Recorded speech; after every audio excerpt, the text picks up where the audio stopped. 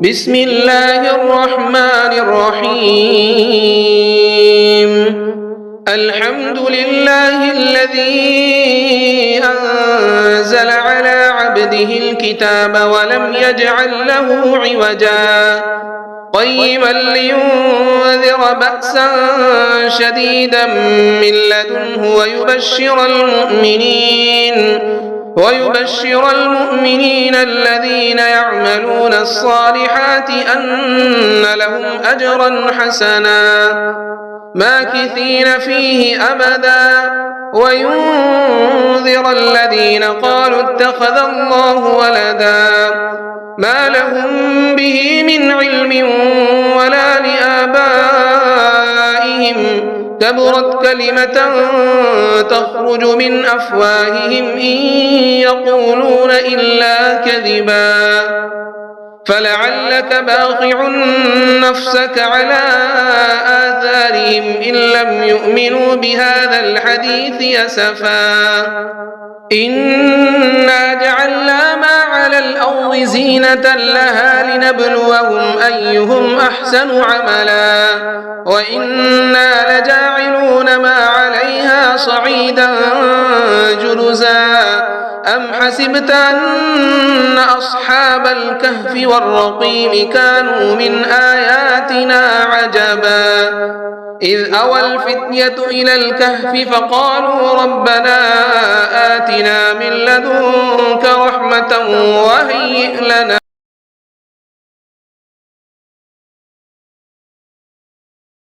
من أمرنا رشدا فضربنا على آذانهم في الكهف سنين عددا ثم بعثناهم لنعلم أي الحزبين أحصى لما لبثوا أمدا نحن نقص عليك نبأهم بالحق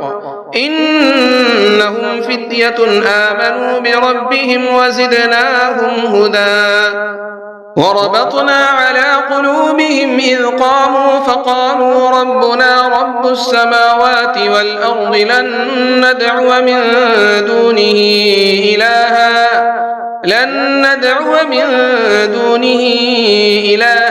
لقد قلنا إذا شططا هؤلاء قومنا اتخذوا من دونه آلهة لولا يأتون عليهم بسلطان بين فمن أظلم ممن افترى على الله كذبا وإذ اعتزلتموهم وما يعبدون إلا الله فأووا إلى الكهف ينشر لكم ربكم من رحمته ويهيئ لكم من أمركم مرفقا وترى الشمس إذا طلعت تزاور عن كهفهم ذات اليمين وإذا غربت تقرضهم ذات الشمال وهم في فجوة منه ذلك من آيات الله من يهد الله فهو المهتد ومن يضلل فلن تجد له وليا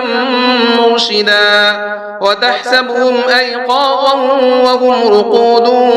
ونقلبهم ذات اليمين وذات الشمال وكلبهم باسط وذراعيه بالوصيد لو اطلعت عليهم لوليت منهم فرارا ولملئت منهم رعبا وكذلك بعثناهم ليتساءلوا بينهم قال قائل منهم كم لبثتم قالوا لبثنا يوما أو بعض يوم قالوا ربكم أعلم بما لبثتم فابعثوا أحدكم بورقكم هذه إلى المدينة فلينظر أيها أزكى طعاما فليأتكم برزق منه وليتلطف ولا يشعرن بكم أحدا إنهم إن يظهروا عليكم يرجموكم أو يعيدوكم في ملتهم ولن تفلحوا إذا أبدا وكذلك أعثرنا عليهم ليعلموا أن وعد الله حق وأن الساعة لا ريب فيها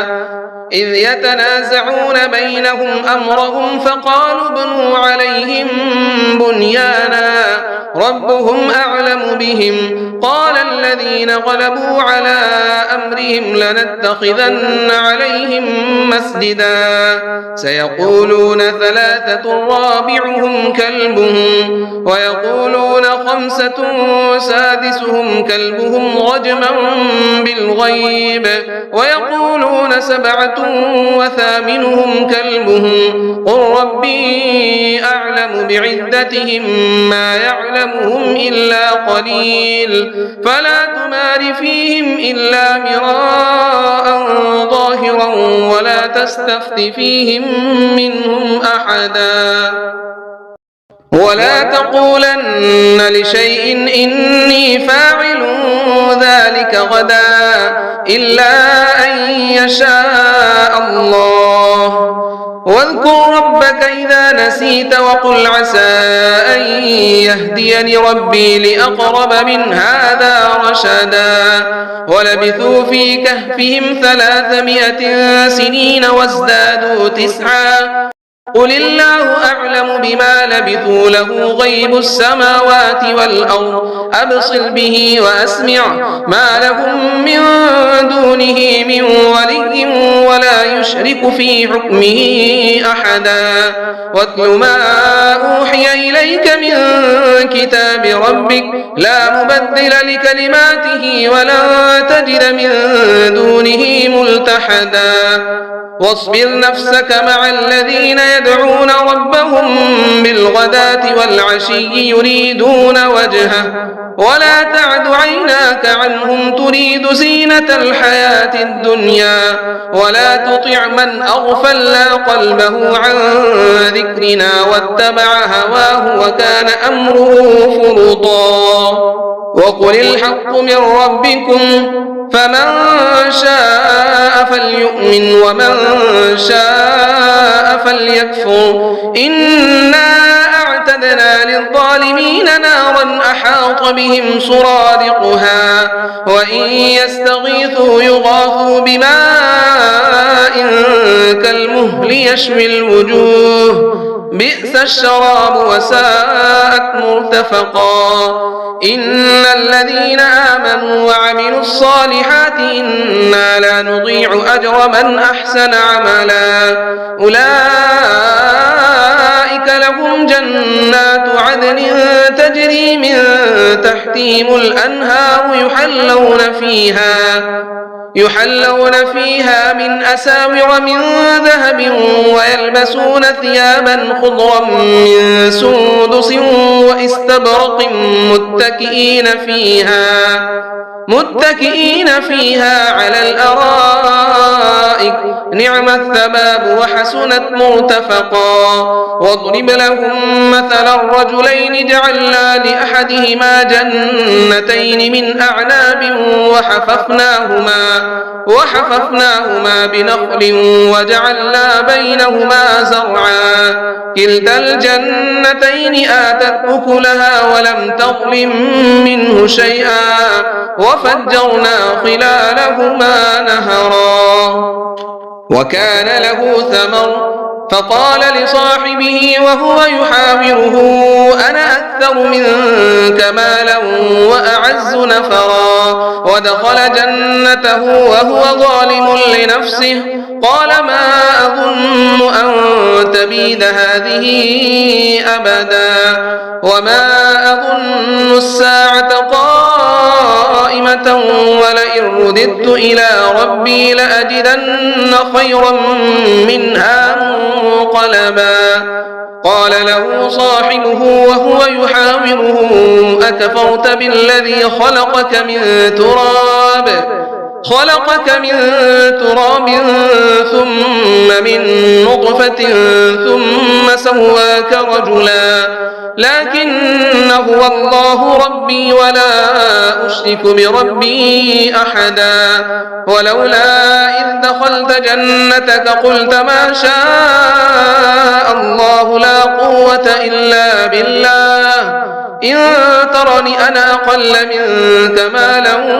وولدا فعسى ربي أن يؤتيني خيرا من جنتك ويرسل عليها حسبانا من السماء فتصبح صعيدا زلقا أو يصبح ماؤها غورا فلن تستطيع له طلبا وأحيط بثمره فأصبح يقلب كفيه على ما أنفق فيها وهي خاوية على عروشها ويقول يا ليتني لم أشرك بربي أحدا ولم تكن له فئة ينصرونه من دون الله وما كان منتصرا هنالك الولاية لله الحق هو خير ثوابا وخير عقبا واضرب لهم مثل الحياة الدنيا كماء إن أنزلناه من السماء فاختلط به نبات الأرض فأصبح هشيما تذروه الرياح وكان الله على كل شيء مقتدرا المال والبنون زينة الحياة الدنيا والباقيات الصالحات خير عند ربك ثوابا وخير أملا ويوم نسير الجبال وترى الأرض بارزة وحشرناهم فلم نغادر منهم أحدا وعرضوا على ربك صفا لقد جئتمونا كما خلقناكم أول مرة بل زعمتم أن لن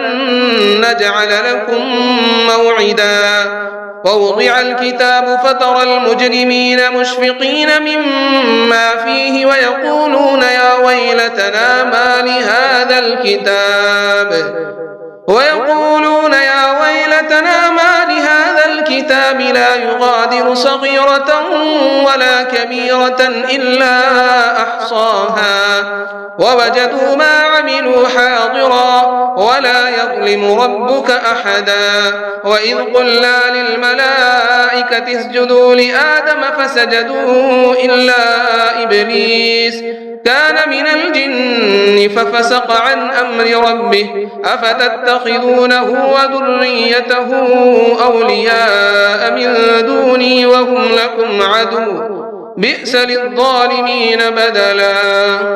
ما أشهدتهم خلق السماوات والأرض ولا خلق أنفسهم وما كنت متخذ المضلين عضدا ويوم يقول نادوا شركائي الذين زعمتم فدعوهم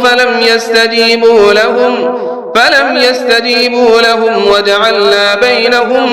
موبقا ورأى المجرمون النار فظنوا أنهم واقعوها ولم يجدوا عنها مصرفا ولقد صرفنا في هذا القرآن للناس من كل مثل وكان الإنسان أكثر شيء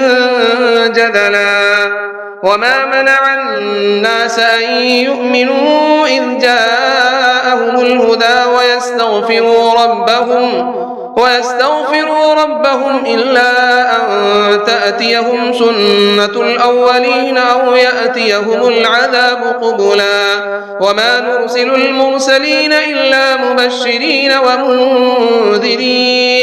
ويجادل الذين كفروا بالباطل ليدحضوا به الحق واتخذوا آياتي وما أنذروا هزوا ومن أظلم ممن ذكر بآيات ربه فأعرض عنها ونسي ما قدمت يداه إنا جعلنا على قلوبهم أكنة أن يفقهوه وفي آذانهم وقرا وإن تدعهم إلى الهدى فلن يهتدوا إذا أبدا وربك الغفور ذو الرحمة لو يؤاخذهم بما كسبوا لعجل لهم العذاب بل لهم موعد لن يجدوا من دونه موئلا وتلك القرى أهلكناهم لما ظلموا وجعلنا لمهلكهم موعدا وإذ قال موسى لفتاه لا أبرح حتى أبلغ مجمع البحرين أو أمضي حقبا فلما بلغا مجمع بينهما نسيا حوتهما فاتخذ سبيله في البحر سربا فلما جاوزا قال لفتاه آتنا غداءنا لقد لقينا من سفرنا هذا نصبا قال أرأيت إذ أوينا إلى الصخرة فإني نسيت الحوت وما أنسانيه إلا الشيطان أن أذكره واتخذ سبيله في البحر عجبا قال ذلك ما كنا نبغي فارتدا على آثارهما قصصا فوجدا عبدا من عبادنا آتيناه رحمة من عندنا وعلمناه من لدنا علما قال له موسى هل أتبعك على أن تعلمني مما علمت رشدا قال إنك لن تستطيع معي صبرا وكيف تصبر على ما لم تحط به خبرا قال ستجدني إن شاء الله صابرا ولا أعصي لك أمرا قال فإن اتبعتني فلا تسأل لي عن شيء حتى أحدث لك منه ذكرا فانطلقا حتى إذا ركبا في السفينة خرقها قال أخرقتها لتغرق أهلها لقد جئت شيئا إمرا قال ألم أقل إنك لن تستطيع معي صبرا قال لا تؤاخذني بما نسيت ولا ترهقني من أمري عسرا فانطلقا حتى إذا لقيا غلاما فقتله قال أقتلت نفسا زكية بغير نفس لقد جئت شيئا نكرا قال ألم أقل لك إنك لن تستطيع معي صبرا قال إن سألتك عن شيء بعدها فلا تصاحبني قد بلغت من لدني عذرا فانطلقا حتى إذا أتيا أهل قرية استطعما أهلها فأبوا أن يضيفوهما فوجدا فيها جدارا يريد أن ينقض فأقامه قال لو شئت لاتخذت عليه أجرا قال هذا فراق بيني وبينك سأنبئك بتأويل ما لم تستطع عليه صبرا أما السفينة فكانت لمساكين يعملون في البحر فأردت أن أعيبها وكان وراءهم ملك يأخذ كل سفينة غصبا وأما الغلام فكان أبواه مؤمنين فخشينا أن يرهقهما طغيانا وكفرا فأردنا أن يبدلهما ربهما خيرا منه زكاة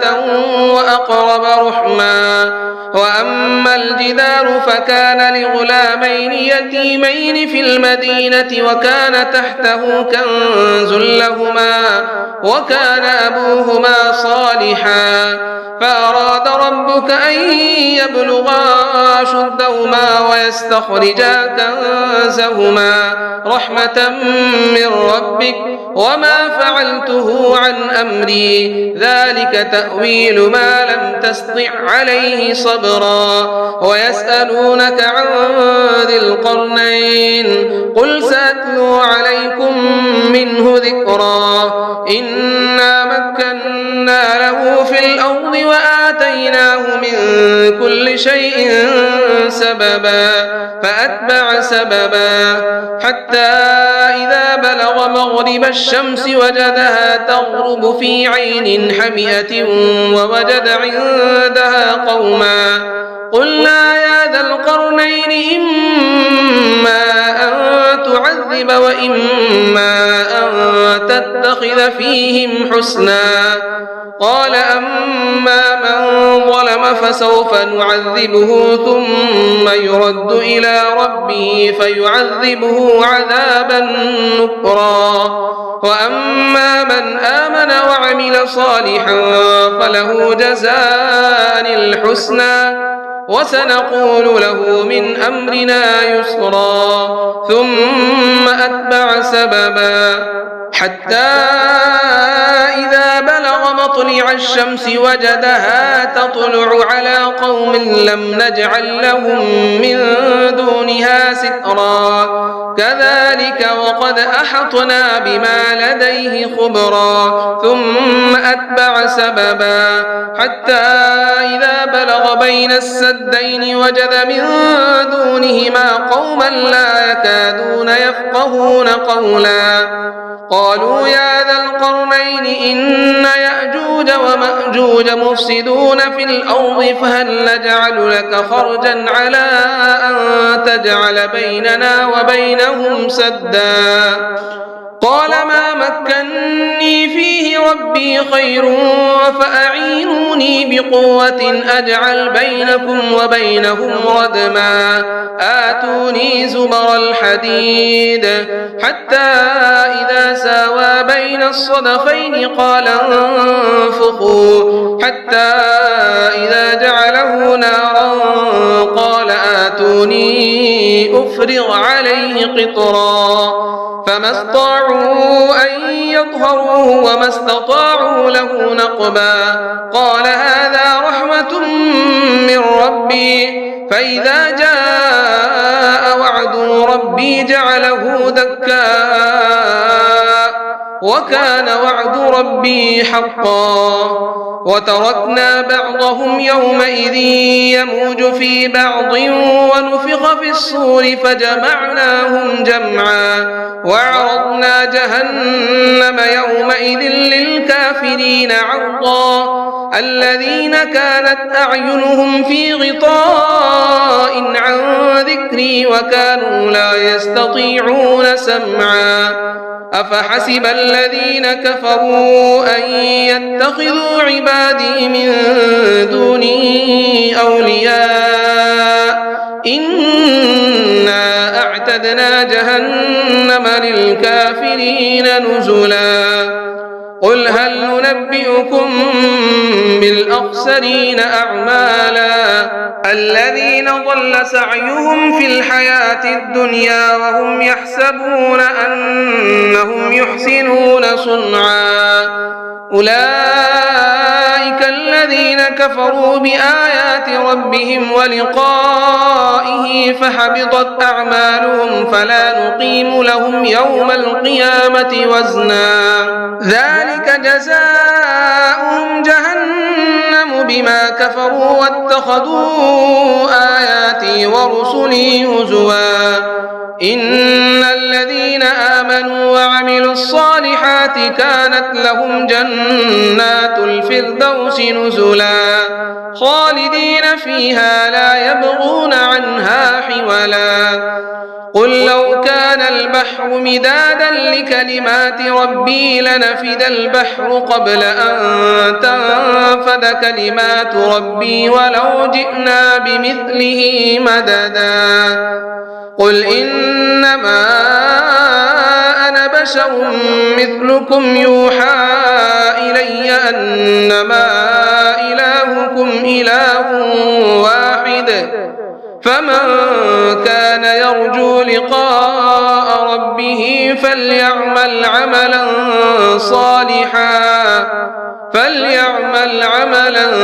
صالحا ولا يشرك بعبادة ربه أحدا.